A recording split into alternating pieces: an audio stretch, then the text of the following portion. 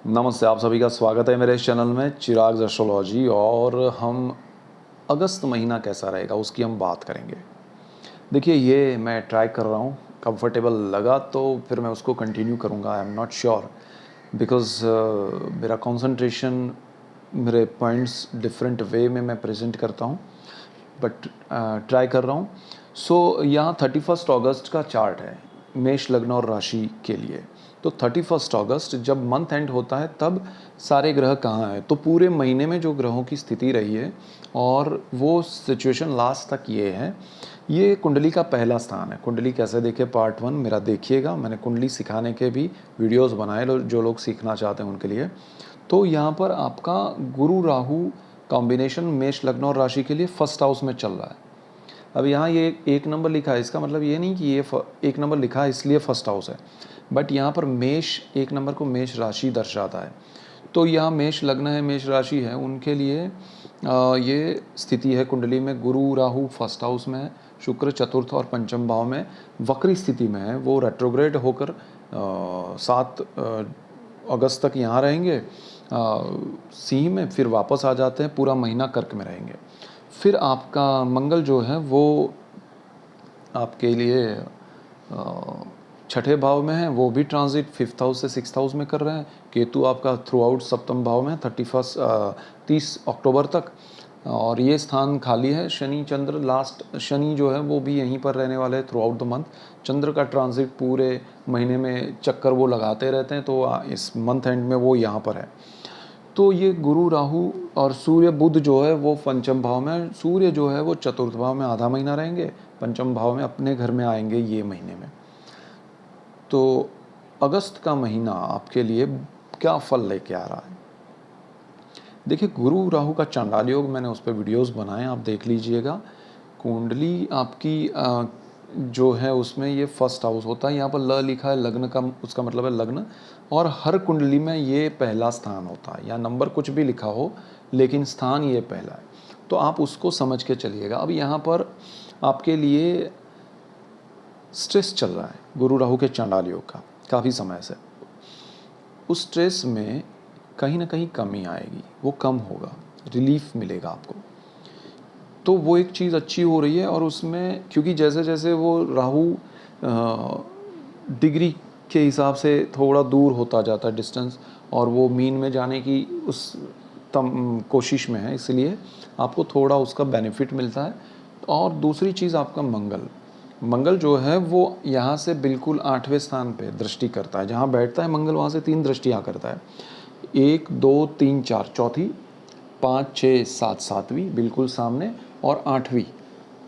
तो ये एक नंबर जो लिखा है वो मेष राशि है और उसका मालिक मंगल है। तो ये मेष लग्न और राशि का मालिक जो है वो मंगल है, और मंगल अपने घर पे दृष्टि कर रहा है। तो कोई भी ग्रह जब अपने घर पे दृष्टि करता है तो वो शुभ हो जाता है, उसको पावर मिलता है, एनर्जी मिलती है। तो आपको जो स्ट्रेस मिल रहा है राहु गुरु का वो कम हो जाएगा, और मंगल यहाँ दृष्टि करके आपके जीवन में सुख शांति की शुरुआत होने का रास्ता दिखाएगा। अब देखिए, मंगल यहाँ से यहाँ जाएगा तब भी वो दृष्टि करने वाला है। तो अभी तो ये शुरुआत की है मंगल। अब तक आपको जो स्ट्रेस लग रहा था, कोई रास्ता नहीं दिख रहा था, तो वो रास्ता आपको नज़र आना शुरू होगा। आपके अंदर पॉजिटिविटी आएगी, आपको लगेगा कि हाँ, अब मुझे कुछ अच्छा लग रहा है, और ऐसा कुछ हो जाएगा तो बहुत अच्छा होगा। फॉर एग्जाम्पल, आप किसी चीज़ में उलझे हुए हैं, फंसे हुए हैं, आपको कोई सपोर्ट नहीं मिल रहा है, आपको कोई रास्ता नहीं मिल रहा है, एंड देन मंगल की इस दृष्टि की वजह से आपको कोई व्यक्ति मिलता है, कोई रास्ता मिलता है, कोई चीज़ मिलती है जिससे आपका सपोर्ट सिस्टम क्रिएट होता है, और आपको समझ में आता है कि अब ऐसा कुछ होगा तो आगे मुझे बहुत सुकून मिलेगा, मैं इस उलझन में से, प्रॉब्लम में से बाहर आ जाऊंगा। तो उसकी नींव ये मंथ में रखी जाएगी। So this is the best time for you. यहाँ कुछ अच्छी शुरुआत होने वाली है। दूसरी चीज़, आपका शुक्र जो है वो चतुर्थ और पंचम भाव में ट्रांजिट कर रहा है। फर्स्ट वीक में वो पंचम भाव में, फिर वो 7 अगस्त को चला जाएगा आपके ये स्थान में, चतुर्थ भाव में, फिर थ्रू आउट द मंथ वहाँ रहने वाला है। तो शुक्र आपकी पढ़ाई में कंफर्ट क्रिएट करेगा। जो लोग क्रिएटिव फील्ड में हैं उनके लिए अच्छी पढ़ाई में चीज़ें लेके आएगा। आपके लिए जीवन में सुख सुविधाएं होंगी पढ़ाई में। दूसरी चीज़, आपके जीवन में शुक्र आपके कर्मस्थान पे दृष्टि करेगा, तो कर्मस्थान आपका बहुत शुभ हो जाएगा। कर्मस्थान पे बहुत पावरफुल, एक तो शनि के घर पर दृष्टि कर रहा है। शनि जो है वो शुक्र के घर में उच्चत्व प्राप्त करता है तुला में, तो यहाँ पर शुक्र उनके घर में देखेगा तो कुछ अच्छा करेगा।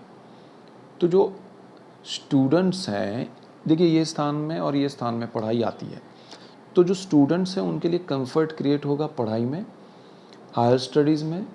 और उन स्टूडेंट्स को क्योंकि यहाँ पर दृष्टि है, कुछ लोगों को स्टाइपेंड मिलेगा, कि कुछ लोगों को स्कॉलरशिप मिलेगी, कुछ लोगों को पढ़ाई से ही जैसे होता है ना कैंपस इंटरव्यू और उसमें सिलेक्शन हो जाता है, वो भी होगा। तो मेष लग्न और राशि वालों के लिए ये बहुत अच्छा कुछ होने जा रहा है। स्ट्रेस रहेगा कि अरे जल्दी कब ख़त्म हो पढ़ाई और मैं आगे बढ़ूं।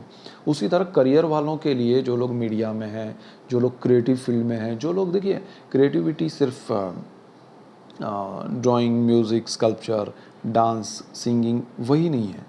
अगर आप कंप्यूटर पे काम कर रहे हैं और आपका क्रिएटिव काम है, आप ऐप डिज़ाइन करते हैं, आप प्रोजेक्ट डिज़ाइन करते हैं, आप विजुअल इफेक्ट्स करते हैं, तो वो सारी चीज़ें आपके लिए बहुत इम्पॉर्टेंट है।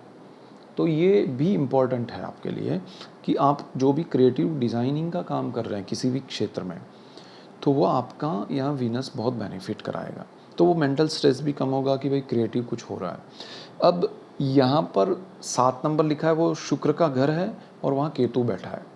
तो आपके सप्तम भाव में केतु बैठा है, तो यहाँ पर शुक्र से केंद्र योग में है, तो आपकी पार्टनरशिप केतु कुछ ऐसे लोगों से करवाना चाहता है जो सही नहीं है, लेकिन शुक्र वो करने नहीं देगा।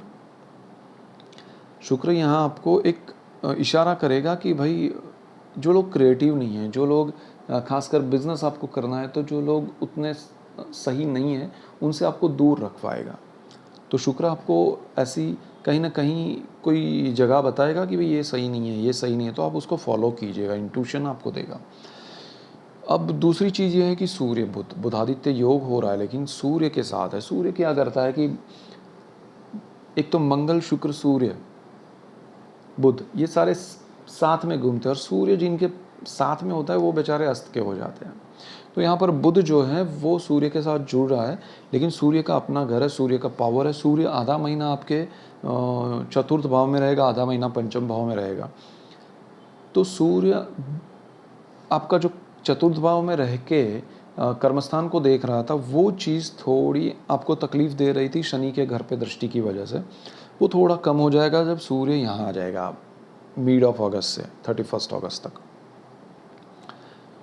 तो ये चीज़ आपके लिए बहुत इम्पॉर्टेंट है। सूर्य एक तो पंचम भाव का मालिक है, उधर जा रहा है, तो और अच्छा होगा आपके लिए पढ़ाई में, आपके लिए संतान योग में, आपके लिए, क्योंकि अपना घर है। स्टॉक मार्केट भी है यहाँ पर, लेकिन वो शनि का एरिया है और यहाँ पर सूर्य है, तो लॉन्ग टर्म के इन्वेस्टमेंट कीजिए। शॉर्ट टर्म का प्लैनेट है सूर्य, हर मंथ राशि परिवर्तन करता है, तो आप रॉन्ग इन्वेस्टमेंट कर देंगे, शॉर्ट टर्म में लॉस करेंगे, तो उसमें मत जाइएगा, लॉन्ग टर्म में जाइएगा।